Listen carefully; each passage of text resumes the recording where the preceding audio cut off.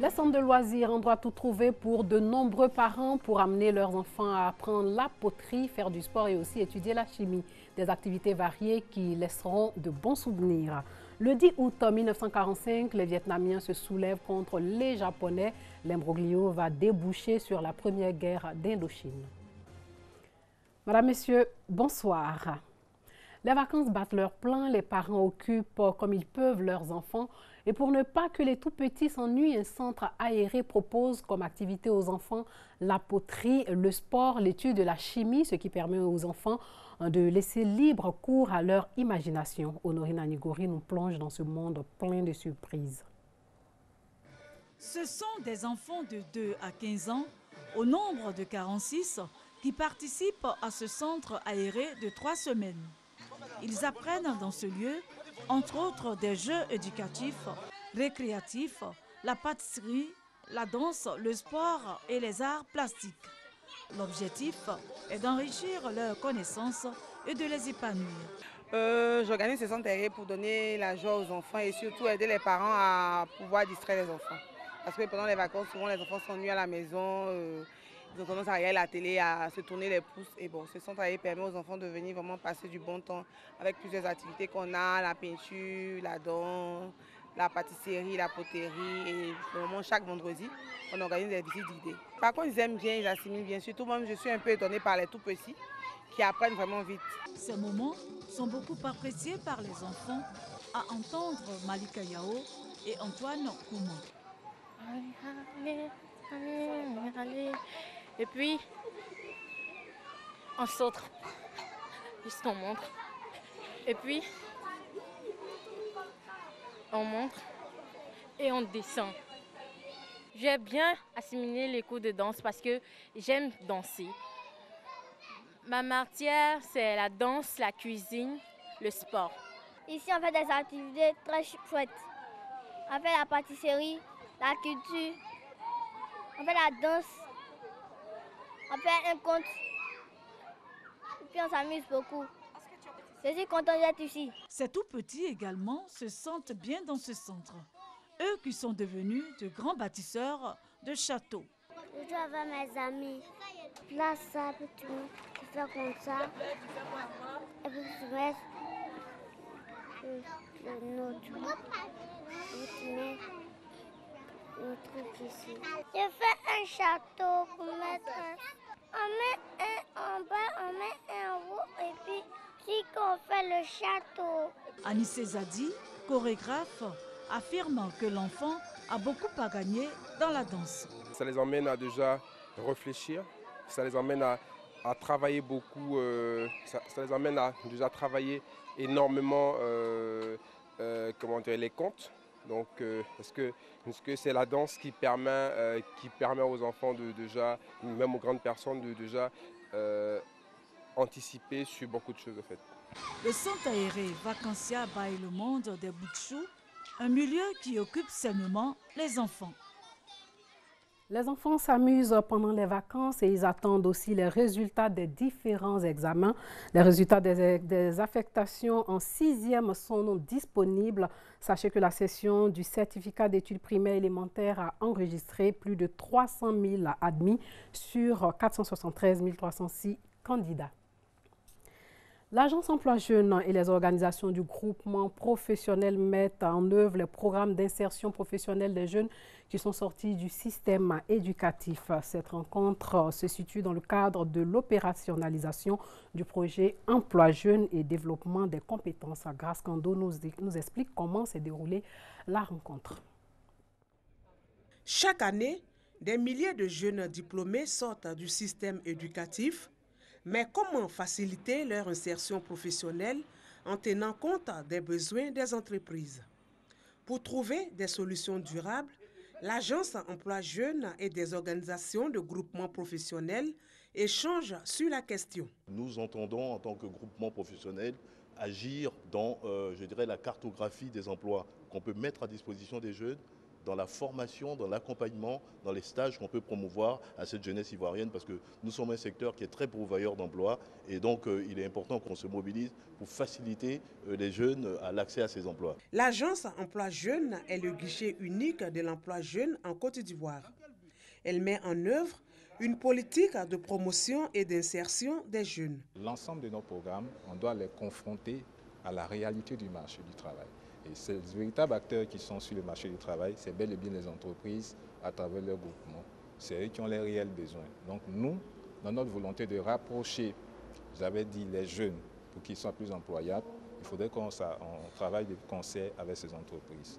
Donc l'agence Emploi Jeunes s'est inscrite dans une démarche commerciale pour vendre les jeunes auprès de ces entreprises-là, avec les capacités qu'on a.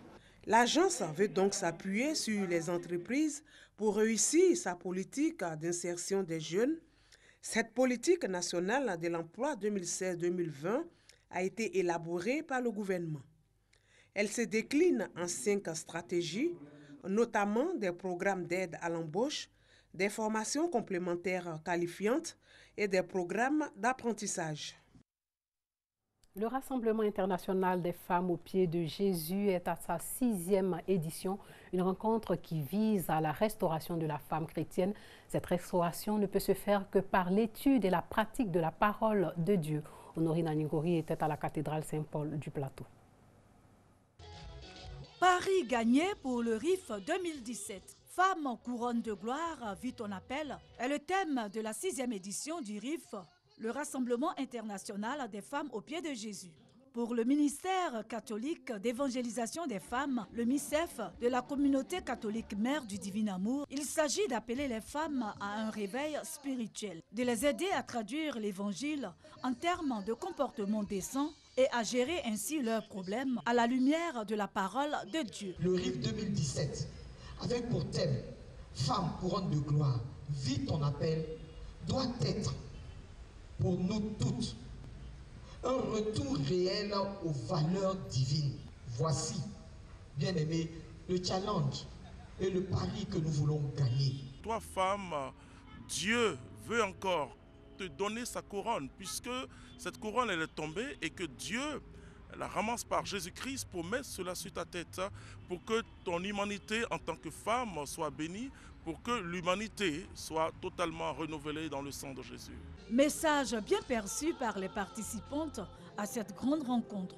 Elles ont décidé de s'engager résolument à suivre les principes du Christ.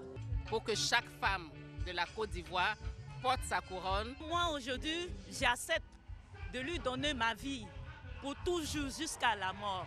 Que tout ce que j'ai fait dans le passé, le Seigneur me pardonne et qu'il m'aide à vivre une vie selon son cœur. En tant que couronne de gloire, je décide aujourd'hui de demeurer toujours cette couronne de gloire qui est parée de pierres précieuses. Pour réussir ces activités spirituelles, le MICEF fonctionne à travers cette mission. Louange, prière, enseignement, messe, délivrance, bénédiction pour la paix en Côte d'Ivoire ont constitué les temps forts du RIF 2017. Le débat sur la légalisation du cannabis fait rage en Afrique du Sud, où un tribunal de la province du Cap-Occidental a considéré fin mars sa criminalisation comme inconstitutionnelle. Le Parlement sud-africain a 2 ans pour décider d'adapter ou non la législation. Se brosser les dents, le geste peut paraître anodin, mais pas pour ce petit garçon. Sur son dentifrice, sa mère a déposé quelques gouttes d'huile de cannabis. De quoi calmer les douleurs de cet enfant de 7 ans atteint du syndrome de Costello, une maladie génétique rare. Grâce à l'huile de cannabis, j'ai un nouvel enfant. À cause de son syndrome, il est particulièrement prédisposé au cancer. Quand vous avez un enfant avec de tels problèmes de santé, il faut réagir. Moins cher que les médicaments traditionnels, le cannabis serait tout autant efficace selon cette maman. Mais sa consommation est interdite en Afrique du Sud. Elle risque donc la prison. Aujourd'hui, je suis prête à prendre le risque, car la vie de mon fils dépend de cette huile. Chaque mois, elle se rend chez Gerd pour se procurer le précieux liquide. Atteint de sclérose en plaques, il a commencé à cultiver du cannabis pour se soigner, avant de venir en aide aux autres. Aujourd'hui, il en fournit à une vingtaine de personnes et les conseille sur les doses à prendre. Chaque flacon d'huile coûte 40 €. Les gens sont désespérés. Alors, ils m'appellent, ils me demandent de l'aide. Je ne peux pas leur dire non, mais d'un autre côté, ça devient difficile d'aider de plus en plus de gens alors que c'est illégal. Gerd préfère donc produire son huile en cachette. Mais la loi sud-africaine va peut-être bientôt changer. En mars dernier, une cour régionale a considéré la criminalisation du cannabis comme inconstitutionnelle. C'est désormais au Parlement de choisir s'il veut ou non adapter la législation. C'est inévitable, il faut un changement, car la loi aujourd'hui crée plus de problèmes qu'elle n'en résout. La dépénalisation va de soi, mais la légalisation c'est une autre affaire à laquelle il faudra réfléchir plus sérieusement encore. Si l'Afrique du Sud franchit le pas de la dépénalisation, elle sera le premier pays du continent à autoriser la possession et la consommation de cannabis. L'histoire nous enseigne aujourd'hui que le 10 août 1945, le Viet Minh évince le Phalo Bao Dai, fils de l'empereur Khai-Dinh de la dynastie de Nguyen, et soulève la population contre l'occupant japonais. 3 semaines plus tard, le Japon proclame unilatéralement l'indépendance de la République démocratique du Vietnam. La suite de l'histoire avec Moussa Konaté. 10 août 1945, les Vietnamiens se soulèvent contre les Japonais. Le Japon, en guerre contre la Chine, a profité de la défaite de la France face à Hitler pour occuper l'Indochine française. Le 25 septembre 1940, les Japonais soumettent les troupes françaises d'Indochine, mais laissent en place l'administration coloniale et le gouverneur général nommé par le gouvernement de Vichy. Les Japonais soumettent les troupes françaises d'Indochine, mais laissent en place l'administration coloniale et le gouverneur général nommé par le gouvernement de Vichy. L'amiral Jean Decoux. Celui-ci maintient vaille que vaille la présence française dans cette colonie au bout du monde et préserve la sécurité de ses habitants, cependant que l'occupant met l'Indochine en coupe réglée et exploite le caoutchouc naturel dont elle assure 97% de la production mondiale. 5 ans plus tard, repoussés de partout par la contre-offensive américaine, les Japonais craignent que les Français venus de la métropole ne tentent de les chasser, aussi du réduit indo-chinois. C'est ainsi que le 9 mars 1945, ils attaquent avec brutalité les garnisons françaises encore présentes sur place. On compte pas moins de 2650 morts parmi les Français, dont le général Émile Lemonnier, commandant de la 13e brigade de Lang Son. Le général a refusé à 2 reprises de signer une capitulation sans condition. Il est décapité au sabre le 10 mars. 3000 prisonniers rejoignent les camps de la mort, dont celui de Hoa Binh.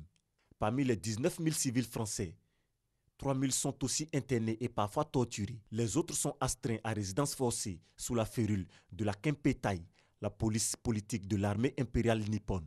Le 10 août 1945, Ho Chi Minh, chef tout-puissant du parti communiste vietnamien, le Viet Minh, évince le Phalo Bao Dai, empereur d'Annam, et soulève la population contre l'occupant japonais. 3 semaines plus tard, le 2 septembre 1945, le Japon ayant officiellement capitulé, il proclame unilatéralement l'indépendance de la République démocratique du Vietnam.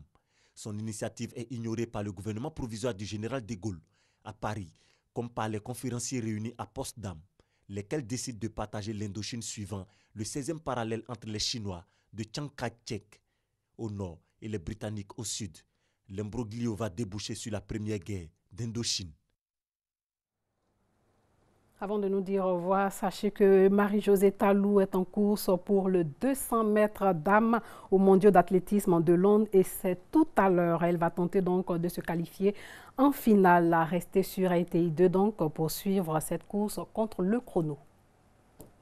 Voilà, c'est tout pour ce soir. Merci de nous avoir suivis. Portez-vous bien.